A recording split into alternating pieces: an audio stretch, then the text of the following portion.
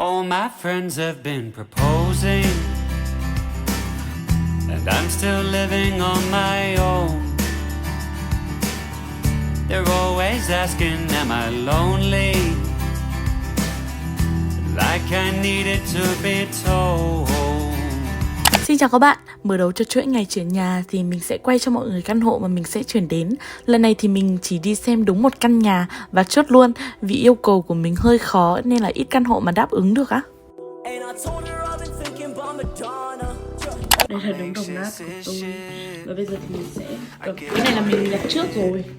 Đấy, mình có 2 cái nhà tắm thì mấy cái nhà tắm này có rất là nhiều đồ skin care rồi mấy cái đồ tắm ấy. Kiểu mình dùng hết rồi nhưng mà mình vẫn chưa bỏ đi này. Ví dụ như là có cái sữa rửa mặt này. Mình sẽ làm một cái video review qua những cái sản phẩm này luôn. Tại vì là mấy hôm nữa đóng đồ chuyển nhà ấy thì mấy đồ này nên vứt đi chứ không nên mang theo mọi người ạ. Nhưng mà rất là tiếc, vậy nên là nhặt luôn để làm video luôn. Sau khi ký xong hợp đồng thuê nhà và hoàn thành tất cả các thủ tục thì mình sẽ liên hệ bên vận chuyển này. Họ sẽ đến khảo sát nhà và báo giá cho mình. Nếu mà mình đồng ý và mình sẽ chốt luôn ý, thì họ sẽ mang thùng tới cho mình để mình đóng trước những cái món đồ mà mình muốn tự đóng cẩn thận hơn ý. Và tổng mình đóng hết 50 thùng. Còn những thùng cồng kềnh khác không đóng được thì bên vận chuyển sẽ đóng giúp mình. Còn những đồ cồng kềnh khác mà mình không đóng được thì bên vận chuyển sẽ đóng hộ mình hoặc là bọc bằng cách khác. Nếu mà mọi người không có đồ gì quan trọng cần đóng ấy thì hoàn toàn có thể để họ đóng giúp 100% luôn nha.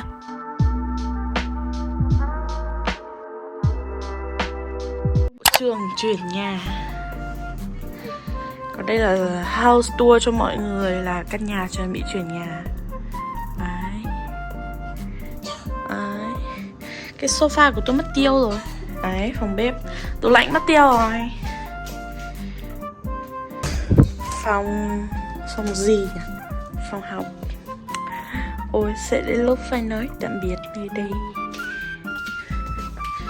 Phòng make up, phòng ngủ.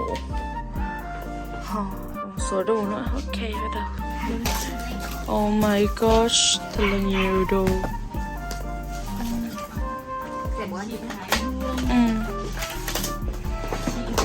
Chúng tôi đã hết một nửa cái vali mỹ phẩm rồi, vẫn còn rất là nhiều đồ bên ngoài khác nhau. Oh my god.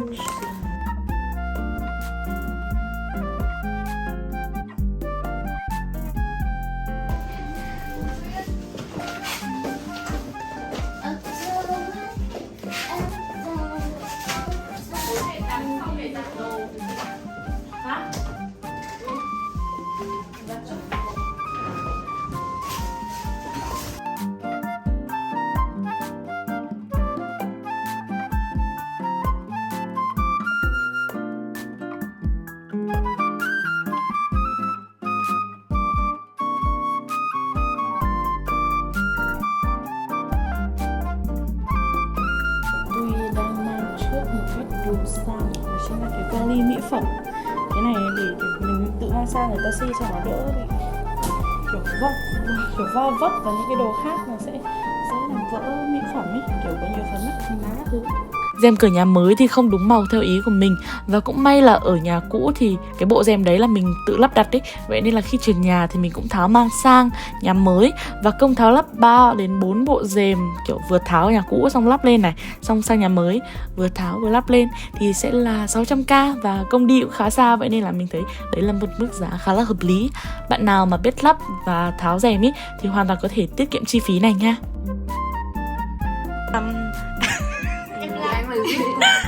Em Nam đi làm về thế là đấy, mang một chai sữa tơ đúng như này cho cả nhà. Đấy. Và đây là con Minh Anh đang rít nhỉ.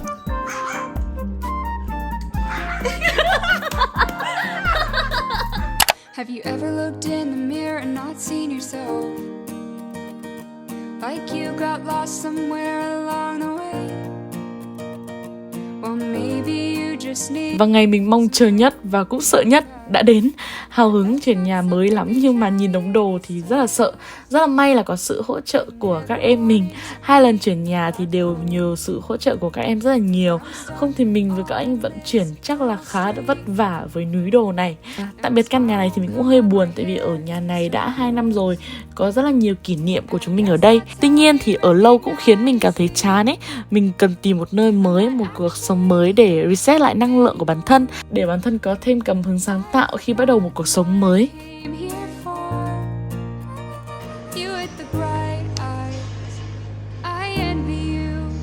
Khá cả đồ trong kia.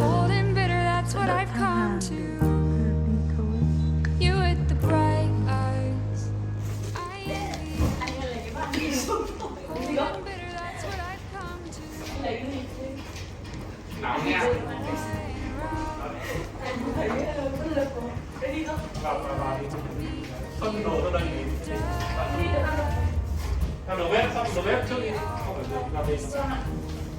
Nam, nhặt đồ bếp đấy. Đâu đầu bếp đâu? Không được đâu. Được. Khi nào cái dèm che. Mày che mất luôn cái ổ điện. Cái ổ điện có làm gì ở đây đâu? Đi để cạn để cho đồ nó vào sẽ hơn, còn bây giờ còn bán cái đồ to nữa. Thì cứ để vào đây cho xem. Các anh bên vận chuyển thì làm rất là nhiệt tình. Mình chuyển đồ hết 3 xe tải to với chi phí là 6 triệu, tương đối rẻ so với lần chuyển đồ khác của mình. Mình sẽ để số điện thoại của bên mình thuê vận chuyển đồ ở mô tả cho các bạn tham khảo nha. Chuyển đồ đến nhà mới thì hoàn toàn nguyên vẹn, nhớ lắp gì thì các anh cũng giúp rất là nhiệt tình và làm rất là cẩn thận, nên là chắc chắn sau này khi mà cần chuyển nhà tiếp thì mình sẽ liên hệ bên này.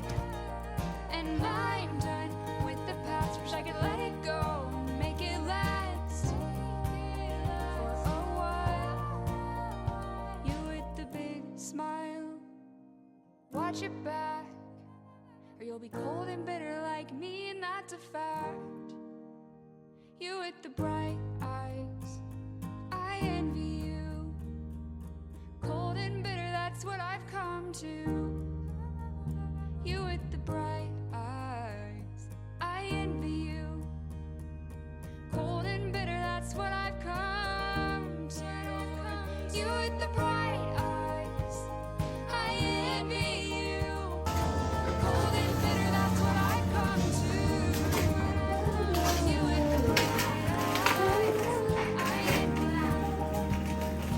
Cold and bitter, that's what I've come to. Không, cái này đẹp nhỉ? Cái này là gì? Máy lọc nước.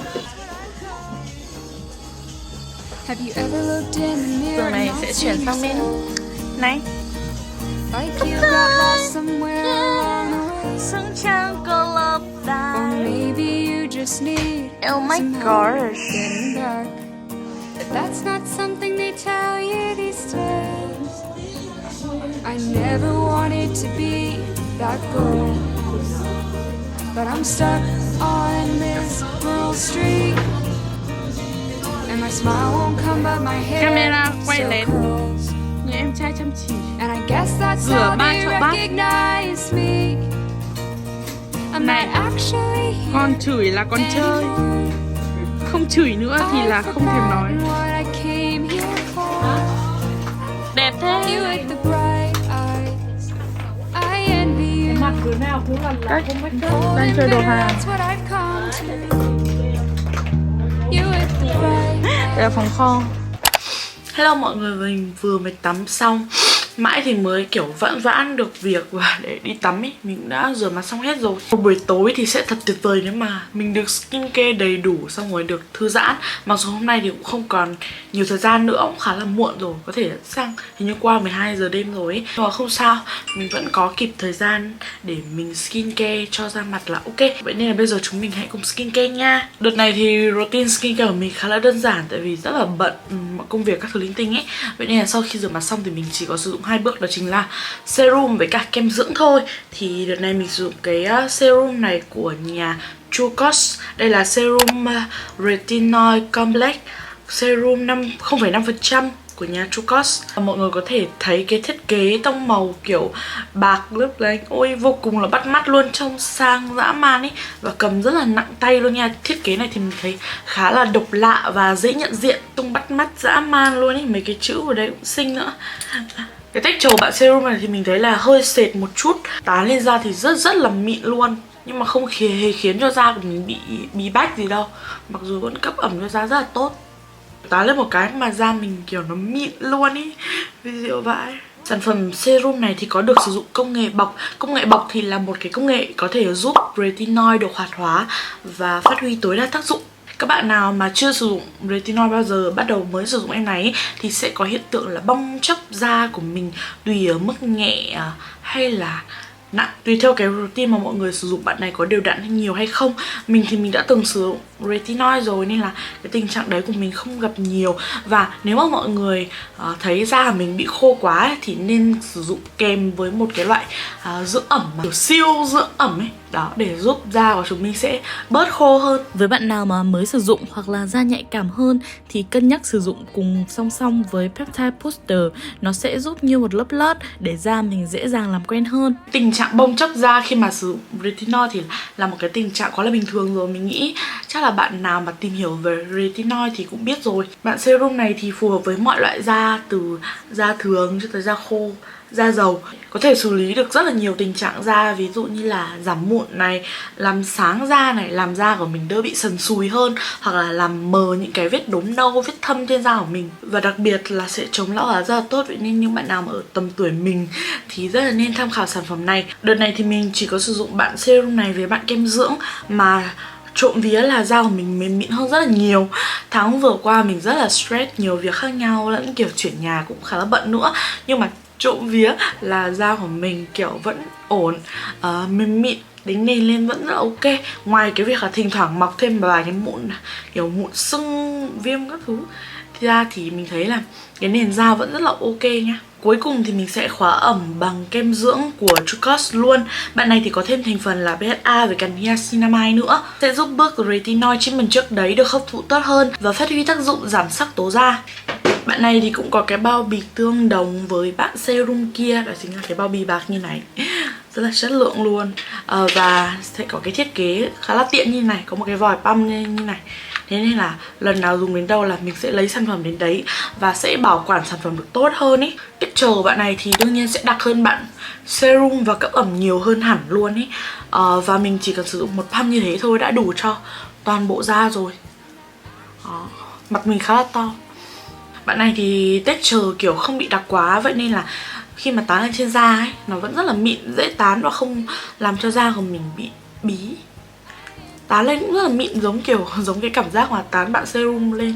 Trucos thì là một brand retinol Việt mà mình thấy khá là chất lượng và phù hợp với da người Việt, cái đấy rất là quan trọng.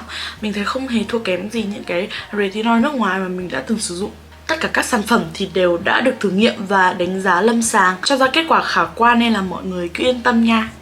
Đó, mình chỉ cần đứng đây một lúc thôi, mới tán lên được khoảng tầm 30 giây đến 1 phút thôi mà lại em đã thấm vào trong da khá rồi, và vẫn cấp ẩm rất là đủ nha. Mình thấy đây là dòng retinol thích hợp cho người mới bắt đầu với nồng độ 0,5%.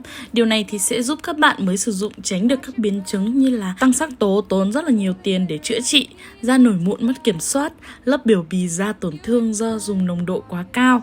Và bây giờ thì mình có thể yên tâm được đi nghỉ ngơi sau cả một ngày dài vất vả rồi. Và vlog thì cũng chưa kết thúc tại đây đâu, tại vì là mình sẽ vẫn có quay những cái ngày tiếp theo. Mình chuẩn bị cho nhà kiểu sắp xếp lại như thế nào ấy. Vậy nên là mọi người hãy xem tiếp vlog nha. Không cầm cái nào cả.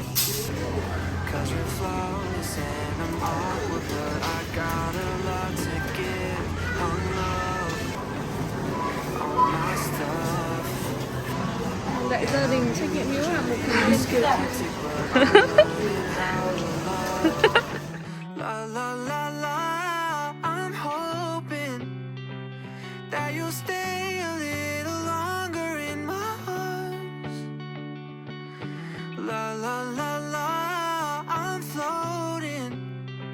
where summer's frozen when I'm where you are. I'm nervous as shit, and you notice I got a lot up in my closet, so I'm scared to open it.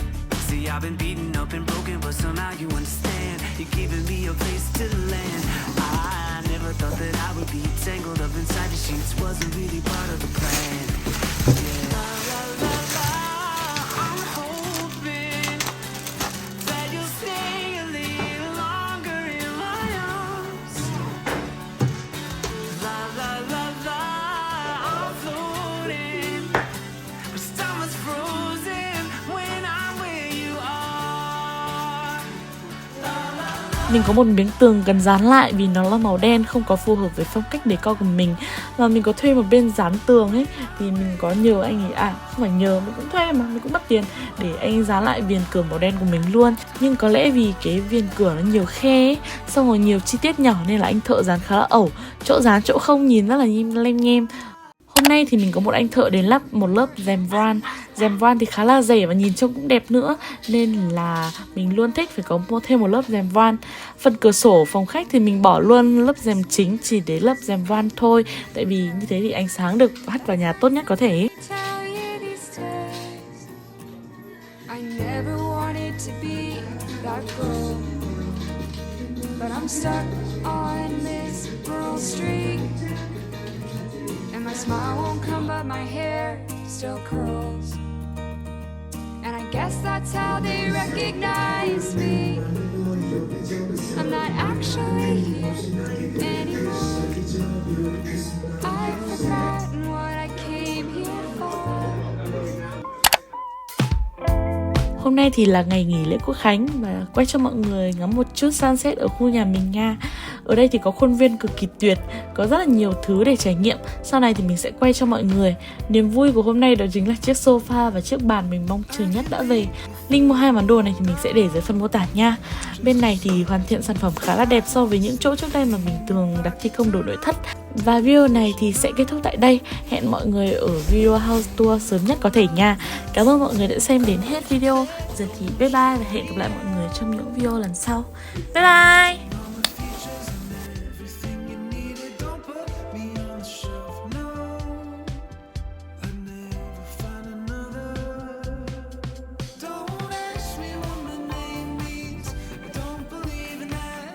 Conversations will silence.